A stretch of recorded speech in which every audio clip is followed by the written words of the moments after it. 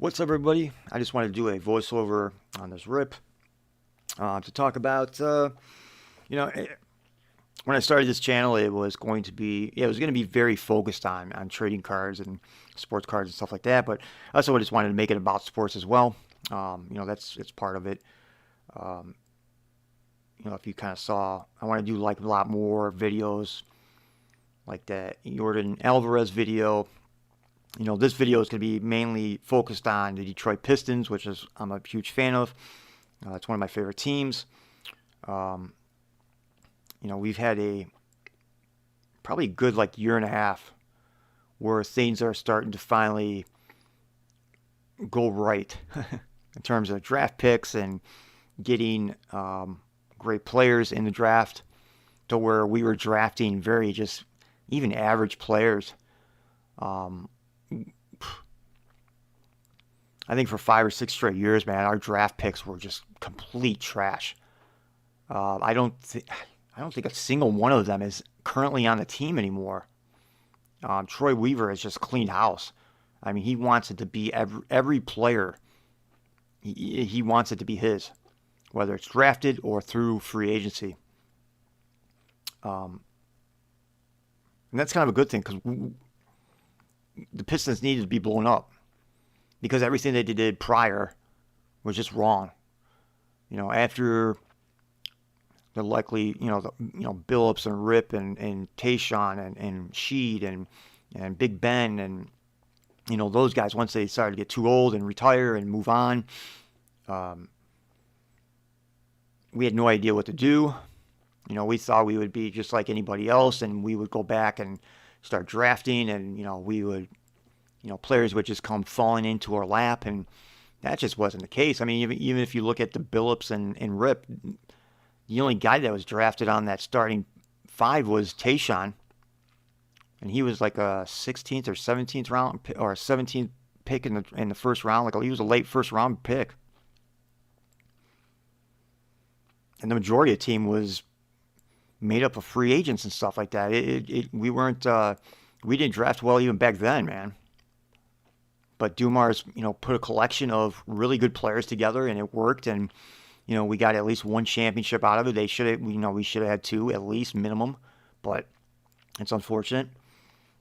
But again, with this, Troy Weaver, he really just had to blow everything up and say, look, we need to start over. Period. The culture needs to change. Everything needs to change. We need a winning culture. We just don't need a culture that we're eventually going to get there. We don't need we can't have that type of culture. No sports organization should have that type of culture of, well, we'll eventually get there. I mean, look at the Detroit Lions. They've been saying that and doing that for the last, since what, Bobby Lane left, the curse of Bobby Lane, you'll never win another championship because they wrongfully let him go. I don't know. Of course, I wasn't alive then, but I've read plenty of stories of how that was handled and everything like that. But the Detroit Lions have been the organization that you just don't want to be. I mean, they wasted two of the best players at their positions ever. Barry Sanders and Calvin Johnson. I mean, that just says everything right there. And with the Pistons, they really need to just blow everything up, start over. Start a new culture. Get a coach in, even though I disagree with a lot of what Dwayne Casey does, especially at the end of games. His faith in certain players. Sorry, one of them left is, we didn't pick up his option when Frank Jackson. Corey Joseph, unfortunately, is still here. He'll be gone after next year, though, hopefully. Unless Casey just pushes, I hope he doesn't. But starting 2 years ago, everything started changing in the culture, and we started drafting players who actually wanted to be here. Siddiq Bey wanted to be here. Then we're looking at the number one player, the number one high school player, the number one player in college, saying he wants to come to Detroit. He wants to be the number one draft pick of Detroit. So you're looking at other players who weren't even saying that. No one wanted to come here, but he did.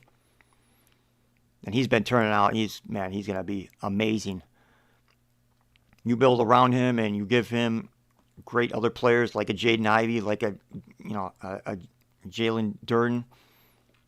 Pick up some extra, uh, free agency pickups. I really don't think that we're going to really pick up anybody major. I don't think Bridges is coming. I think the Hornets are going to match whatever someone throws at him because I don't think anybody's going to throw out a max contract at him. No one's going to throw a max contract at DeAndre Ayton either. I don't think he's coming either. Rumor already is that he is. The Suns are going to match actually, but they just don't want to give him a max contract. That's the thing. They kind of called. They're going to call his bluff. No one's going to offer him that because while DeAndre Ayton is a good player, he's not a great player. He's not a game changer in my opinion. He can't give you like 18 and 10 a night and stuff like that. There's going to be nights where he's just going to dominate, but it's a different league now, And with him not having a mid-range game, it's difficult. Most of his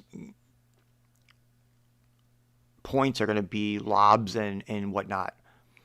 Yeah, he's great on defensive end. He's going to protect the rim, block shots, rebound, stuff like that. So I think they're going to offer, Bagley I think they're going to offer Bagley somewhere around like 8 to 10 million a year. Obviously, it's not going to be a mass contract. Probably like somewhere around like the 3 or 4 range, and maybe like a 3 range, and then a team option of 4. Considering where his career has been, he looked like he's been rejuvenized by being traded to the Pistons. Looked like he just, playing out of his mind with Cade. It looked like he needed a point guard or a player like Cade, to where DeAndre Fox is.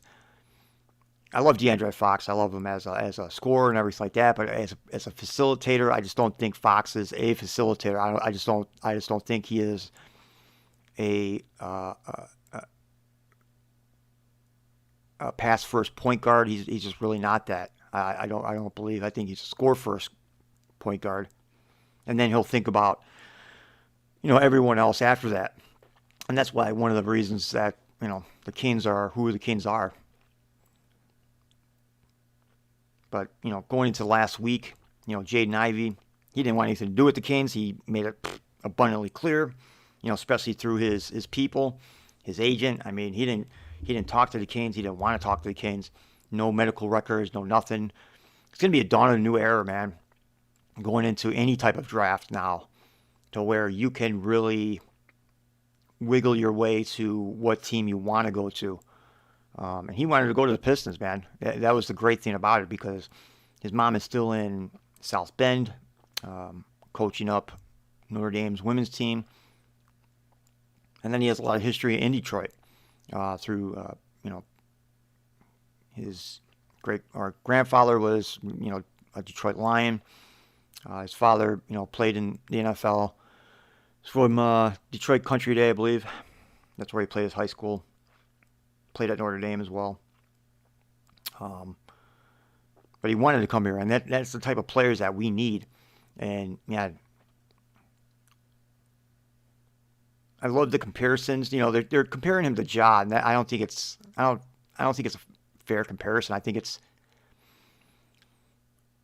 they both have the same explosiveness. They both have the same first step of explosiveness.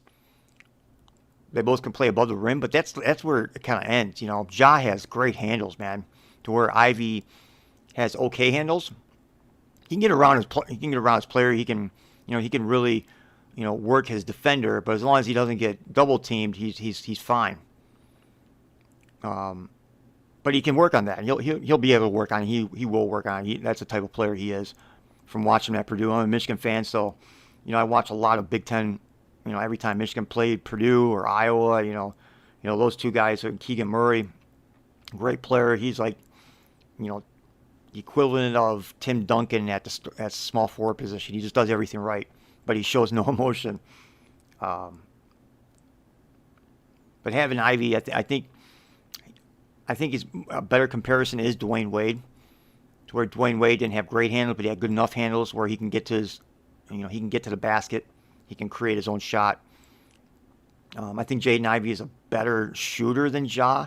That's where I started getting confused with the comparison, because Ja is just not a good outside shooter. He's still not. I mean, he's still struggling with that. If there's one thing in the off season, especially this off season, forget about all the flashy dunks and all that shit. Man, you just better start shooting 500 threes a day, because that's what he needs to work on the most. And that's where Ivy is better than Ja already. So I think Dwayne Wade is a better comparison. He's not as polished. Dwayne Wade was a senior. I mean, he's played all 4 years at Marquette. So, Ivy still has 2 less years of college experience, of that next level experience that Wade already had. But I think that's a better comparison. With Jalen Durden, man, getting him was, man, that dude's a fucking monster, dude. Like, you want to talk about NBA. And this dude's only 18, and his body already is like, I mean, it's kind of crazy. It's kind of like almost like when you were looking at Shaq for the first time. You're like, dude, how is that guy that built up at that young of an age, man? Like, it was just nuts. Like, it's like it usually took you a few years to gain that type of body, and Duran already has it. He has that defensive mind. I think he really needs, if he can develop a mid-range game, holy shit, this kid can be something special. He has a YouTube channel, if you don't know about it already. It's very good. He's doing like a docu-series of his own journey, through college, through pros. It's really good. I highly suggest you guys check it out. It's just Jalen Durden. That's his channel name. But watching those episodes and watching him want to work, the amount of work that he puts in. But it's like, man, once you get to the pros, man, it's you think you worked hard getting to this point. Now you have to work even harder. Like I said, with Ja Morant, if he wants to be better next year, he's got to shoot 500 jumpers a day.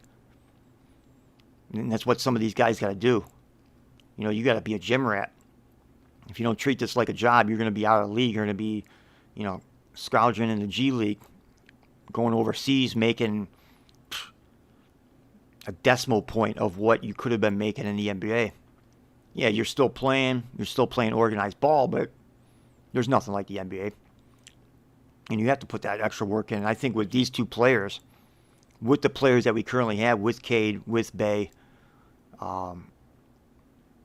with that core, I think even Bagley is going, especially if they re-sign him, I think they're going to re-sign him. A rejuvenated, that young core that we have is just amazing right now. It's something to be excited about.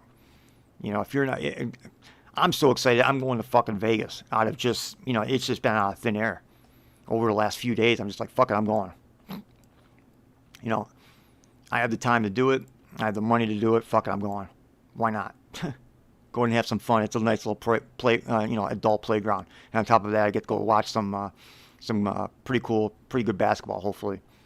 But if you're not, if you're a Pistons fan, this is like one of the most exciting moments probably in your life, because you go back to the 04 team. I mean, the way that was developed, I mean, it wasn't through the draft, or it wasn't through like a young core. It was just through trades and free agency. Last time that anyone kind of felt this kind of excitement from through the draft and getting a young core was, man, back in the 80s, man, with Isaiah Thomas and drafting Rodman and Sally, and acquiring like Adrian Dantley, drafting Joe Dumars, the best backcourt ever in NBA history, in my opinion. This is it, man. This could be, this is the makeup. This is how Detroit Pistons teams, championship teams, are built, by the backcourt, not the front court, the backcourt. Billups, Rip, Dumars, Thomas, Cade, Jaden. It could be, man, it can be nasty, man. These guys work. These guys play together. They look forward. They look at the same thing. They talk about the same thing. That Larry O'Brien trophy, they talk about it. Just go after it, man. Work your ass off.